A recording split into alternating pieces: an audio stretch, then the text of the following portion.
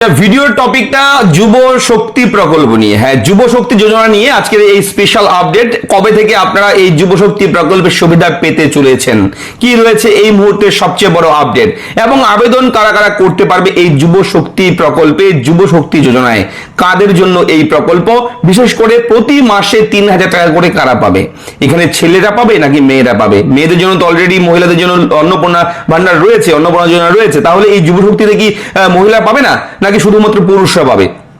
এই ধরনের একাধিক আপডেট রয়েছে এই ভিডিওতে, ভেরি ভেরি ইম্পর্টেন্ট রয়েছে আপডেট।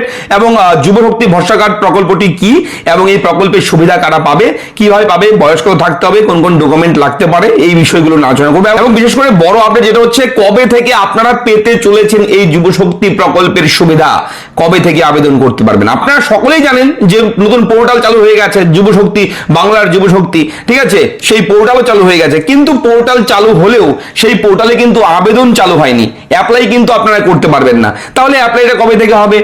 বাজেটে কি কোনো রকম খবর আসবে?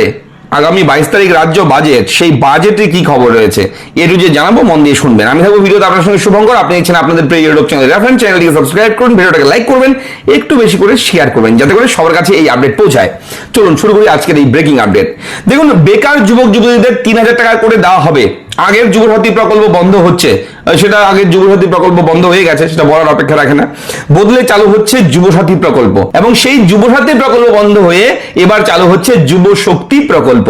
এবং এই বেকাররাই কিন্তু যুব শক্তি ভাতা পাবে, যারা পশ্চিমবঙ্গ রাজ্যের স্থায়ী বাসিন্দা, একেবারে বেকার, যারা কর্মপ্রার্থী, যারা এডুকেশনের সঙ্গে যুক্ত রয়েছে, বেকার অথচ এডুকেশনের সঙ্গে যুক্ত, যেমন ধরুন কোচিং করছে, টিউশন করছে, ঠিক আছে, বিভিন্ন ধরনের কম্পিটিটিভ এক্সামের জন্য চেষ্টা করছে, কম্পিউটার প্রশিক্ষণের সঙ্গে যুক্ত রয়েছে, যারা বিভিন্ন কারিগরি শিক্ষার সঙ্গে যুক্ত রয়েছে, তারা কিন্তু এই প্রকল্পের সুবিধা পাবে। এবং এই প্রকল্পের টাকা পেতে হলে প্রথমেই হচ্ছে মেন বিষয়, সেটা হচ্ছে ডিবিটি লিঙ্ক থাকতে হবে আপনার ব্যাংক অ্যাকাউন্টে, কেননা কেন্দ্র রাজ্য এখন ডাবল ইঞ্জিন সরকার, ঠিক আছে। এবং এই প্রকল্পের টাকা সহ অন্যান্য যে সমস্ত প্রকল্প আছে রাজ্য সরকারের, সমস্ত প্রকল্পের টাকাই কিন্তু এখন ধীরে ধীরে ডিবিটির মাধ্যমে দেওয়া শুরু করে দিয়েছে। যেমন ধরুন অন্নপূর্ণা যোজনা, এই টাকাটাও কিন্তু ডিবিটির মাধ্যমে দেওয়া হচ্ছে, আপনারা জানেন, ডাইরেক্ট বেনিফিট ট্রান্সফার, ঠিক আছে।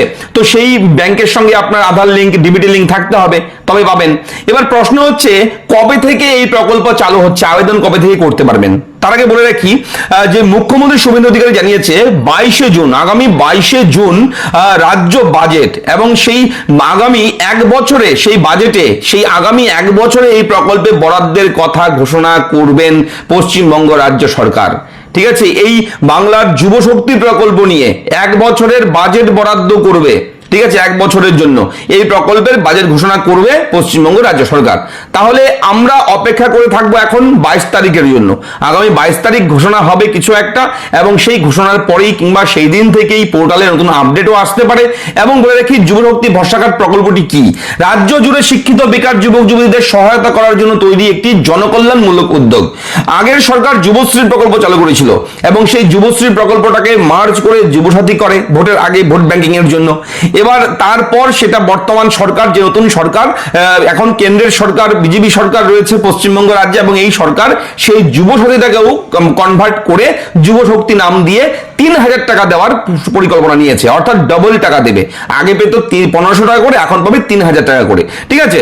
এবং এই যুব শক্তি প্রকল্পে কারা যোগ্য, কাদেরকে যোগ্য বলা হচ্ছে, এখানে 4টি কঠিন নিয়ম বেঁধে দিয়েছে সরকার, একদম কঠিন নিয়ম 4টি। কি কি রয়েছে? রাজ্য সরকার আবেদনকারীদের জন্য 4টি কঠোর শর্ত নির্ধারণ করেছে। যদি এই সমস্ত শর্ত পূরণ না করেন, তাহলে যাচাইয়ের সময় আবেদনপত্র আপনার বাতিল করে দেবে কর্তৃপক্ষ। কি কি রয়েছে? প্রথমে শিক্ষাগত যোগ্যতা, মিনিমাম মাধ্যমিক পাস থাকতে হবে। যদি মিনিমাম মাধ্যমিক পাস কেউ না থাকে, তাহলে এই প্রকল্পে আবেদন করা যাবে না, এটা কিন্তু শর্ত, 1 নম্বর শর্ত। দ্বিতীয় শর্ত, বয়স সীমা 21 থেকে 40 বছরের মধ্যে বয়স থাকতে হবে, তবেই কিন্তু এই যুব শক্তি প্রকল্পে আবেদন করতে পারবে, ঠিক আছে। এবং এরপর হচ্ছে কর্মসংস্থানের অবস্থা, অর্থাৎ আবেদনকারী যে রয়েছে, যে আবেদন করবে এই যুব শক্তি ভরসা কার্ড 3,000 টাকার জন্য, তাকে অবশ্যই একেবারে বেকার থাকতে হবে, কোনো চুক্তিভিত্তিক কাজ করছেন, কোথাও আপনি পেনশন তুলছেন, কিংবা কোথাও আপনি কাজে যুক্ত রয়েছেন, চাকরি করছেন, তাহলে কিন্তু এই প্রকল্পের টাকা আপনি পাবেন না। আপনাকে পিওরলি বেকার থাকতে হবে, তবেই আবেদন করতে পারবেন। এবং আরেকটা শেষে যে রয়েছে বিষয়টা, সেটা হচ্ছে বাসস্থান। আপনাকে অবশ্যই পশ্চিমবঙ্গ রাজ্যের স্থায়ী বাসিন্দা হতে হবে, তবেই কিন্তু আপনি এই যুব শক্তি প্রকল্পে আবেদন করতে পারবেন। ঠিক আছে, যুব শক্তি প্রকল্পে আবেদন করতে হলে পশ্চিমবঙ্গ রাজ্যের স্থায়ী বাসিন্দা হতে হবে। এবার টাকা কিভাবে দেওয়া হবে? টাকা কিন্তু অনলাইনে আবেদন করতে হবে। অনলাইনে আবেদন করলে ডিবিটির মাধ্যমে কিন্তু আপনারা এই টাকাটা পেয়ে যাবেন, ডাইরেক্ট বেনিফিট ট্রান্সফারের মাধ্যমে টাকাটা পাবেন। ঠিক আছে, সেটা নিয়ে কোনো সন্দেহ নেই, সেটা নিয়ে কোনো সমস্যা নেই। তো এটা এই মুহূর্তে যে আপডেট, সেটা হচ্ছে আগামী 22 তারিখ রাজ্য বাজেট। এবার রাজ্য বাজেটে ঘোষণা হবে এই যুবশক্তি প্রকল্প নিয়ে, কিছু একটা ঘোষণা হবে।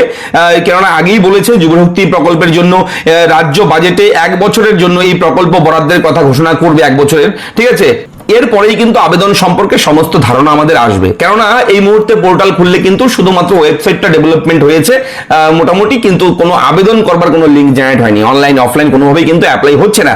তো আপনাদের ফোকাস রাখতে হবে আমাদের চ্যানেলে, আমরা নিয়মিত আপডেট দেবো, যখনই আপডেট চলে আসবে আপডেট দিয়ে দেবো। এই হচ্ছে আজকের ভিডিওর মূল আপডেট, আপনার সঙ্গে শেয়ার করলাম। ভিডিওটি ভালো লাইক করবেন, চ্যানেলকে সাবস্ক্রাইব করবেন। কোথাও কোনো রকম কিছু প্রশ্ন থাকলে কমেন্ট করে জানাবেন। ধন্যবাদ।